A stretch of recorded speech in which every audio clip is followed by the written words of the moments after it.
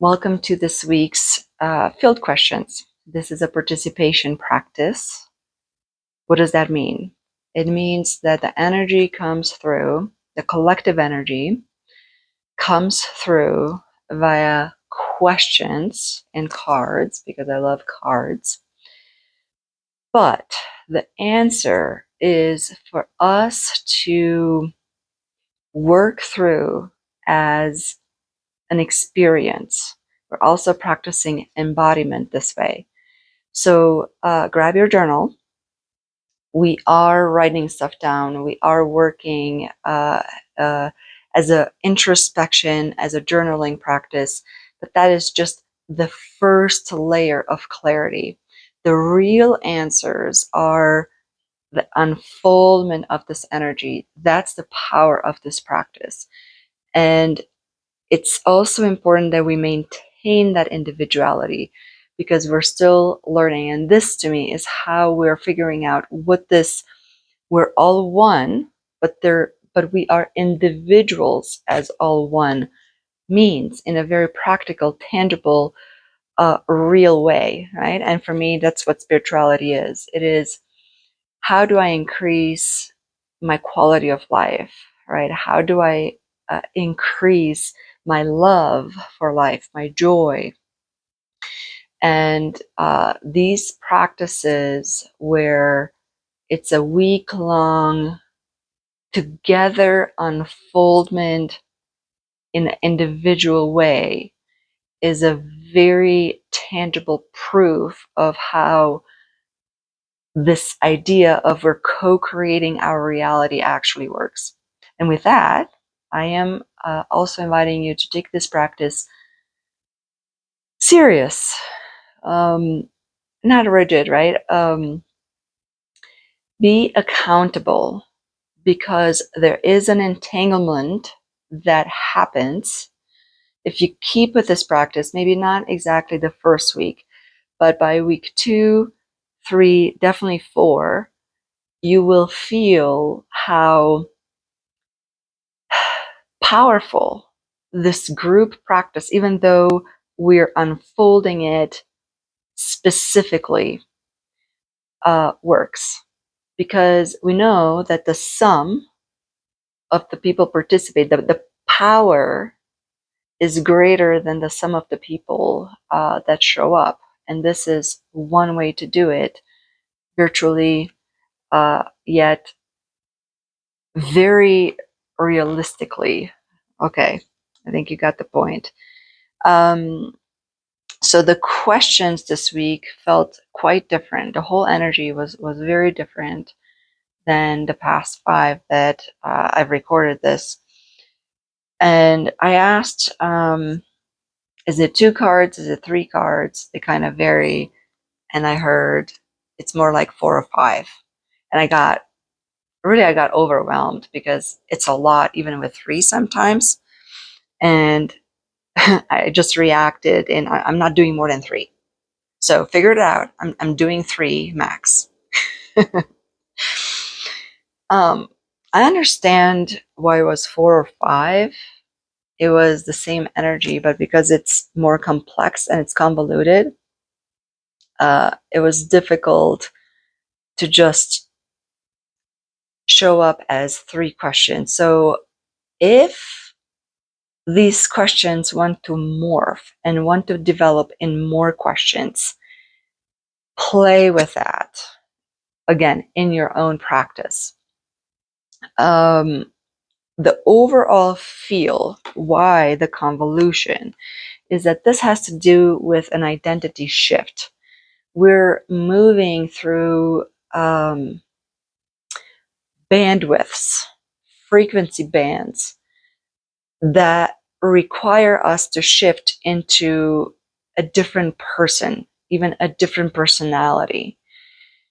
So I get the extra disorientation because we sort of are losing our footing. So our values come into question. Our self-love quotient, if you will, increases. So the way we spend our time, the the amount of patience we have, all those come into question because basically who we are is changing and our environment is catching up. So I feel all these questions are related to that axis of self-orientation. So the first card that I got, no surprise, is the Hangman. And what's really, really interesting with this energy is that there is movement. Typically, this card is you're in suspension. But the environmental, the contextual energy that I got with this card is that there is no suspension. It's just that you're used to sense and perceive with a set of feeler gauges.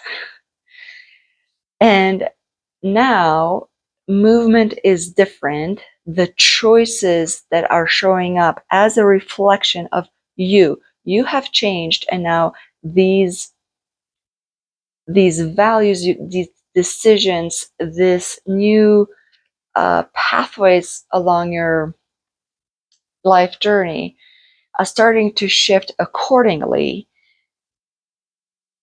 but you're still trying to sense them the old way, or maybe I shouldn't say the old way, but the familiar way. So to me, this card is asking you, what way of perceiving is this moment asking of me now?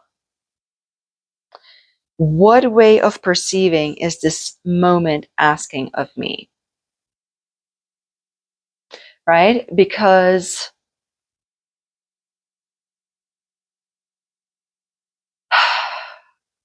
it's not that movement has stopped. It's not that the questions have stopped. You're not stuck.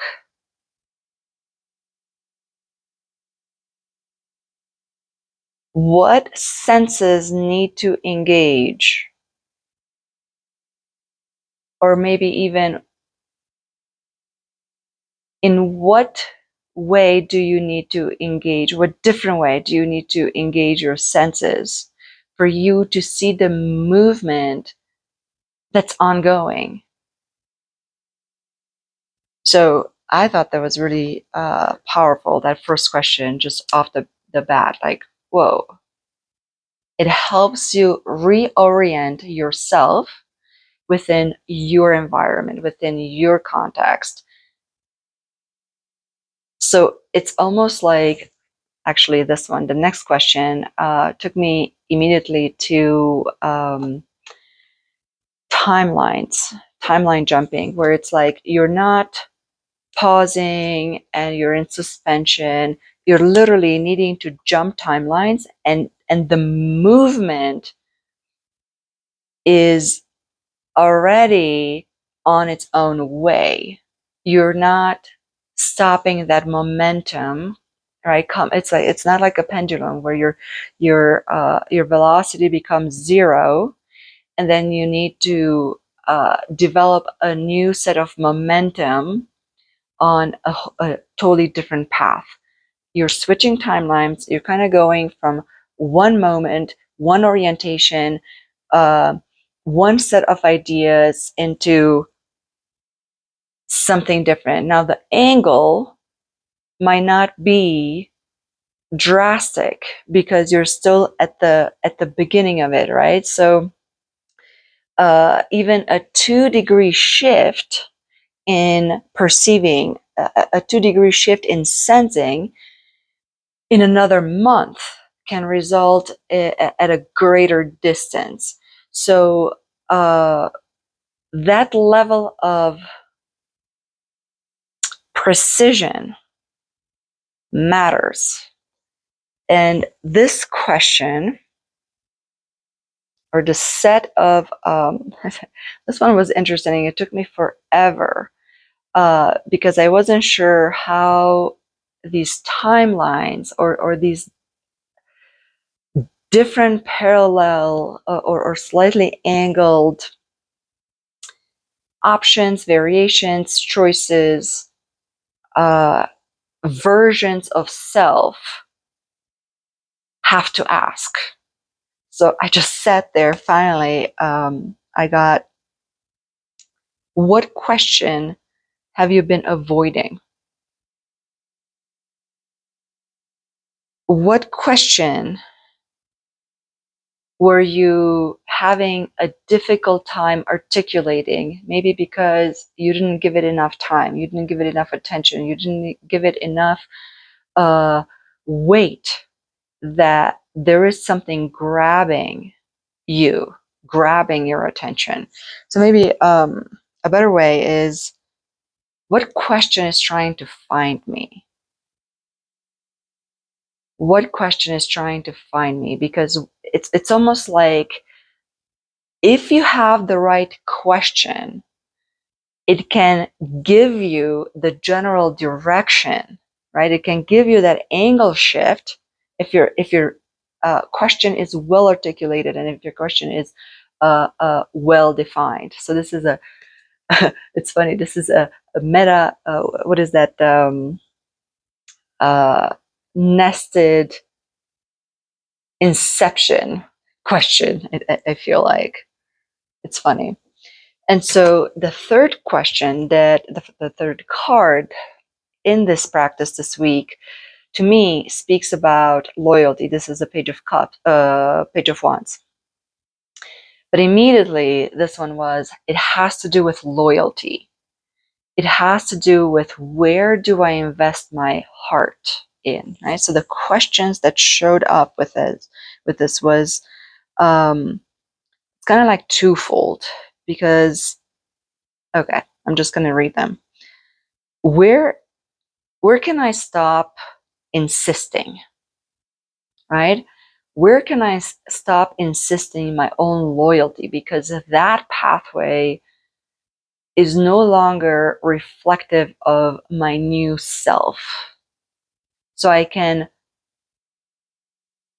it's almost like I don't need to do anything more than just stop insisting on that aspect of my life. And the second part of that question is, where is value in my life where I can invest my loyalty instead? Hold on a second. I keep refining these questions. What has become valuable enough that it deserves my consistent loyalty?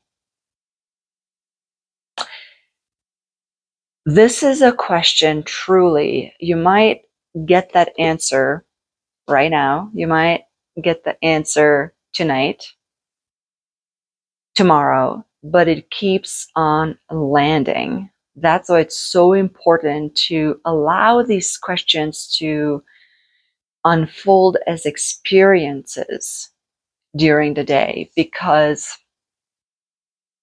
that's the embodiment. It's kind of like your body becomes the lightning rod that can hold that frequency, and it changes everything, the way you go about energetic practices. So I'm going to read it one more time. What has become valuable enough that it deserves my consistent loyalty?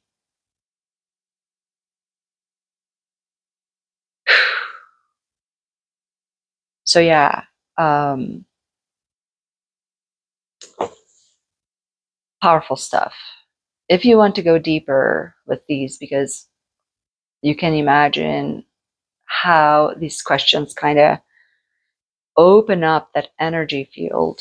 And if you want, there's almost like a craving, especially a second round, while you sit with these questions, there is that invitation that my body allows me, it's craving to go deeper. Then message me, and I'll send you the worksheet with the next layers of questions that show up for me. You can also develop that for yourself. You can check out my website. I'll leave that on my website, how to contact me. The reason why I do this, because as I said in the beginning, I take this practice seriously. And if it's like I want to see that there needs to be that commitment, the next effort in wanting to reach out. If you want to sign up for my mailing list, I do have a weekly newsletter with more stuff in how you can engage with this Beyond Orion ecosystem. We're all doing this work together, but separately as individuals. You can do that. But if you just want the questions, I will just send you the PDF. We'll do this work just like that. And it's all free because the entanglement, right? That the power is in the resonance that we all create, and it benefits everyone. Oh my goodness, there was something else that I wanted to say, but it just escaped. Either way, I'll add it to next week's video. Have a beautiful week. Let me know how these questions land. Let me know how this practice works out for you. It's mind-blowing for me at times. I'll see you in the next one.